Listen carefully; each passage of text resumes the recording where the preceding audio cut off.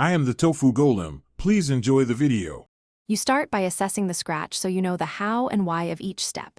If the line is light, you'll use gentle polishing. If it's deeper, plan for sanding then polishing.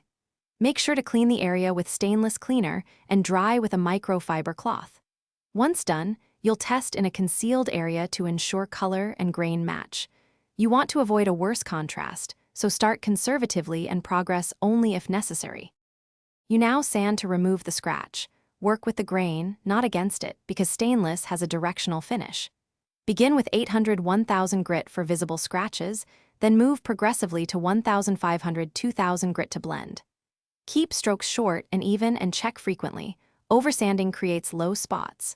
After sanding, use a Scotch-Brite pad or similar to recreate the factory grain, matching stroke length and direction. Make sure to wipe away dust between grits to inspect your progress. You finish by polishing to restore shine and hide light imperfections. Apply a small amount of stainless polish and buff in the grain direction with a clean microfiber cloth.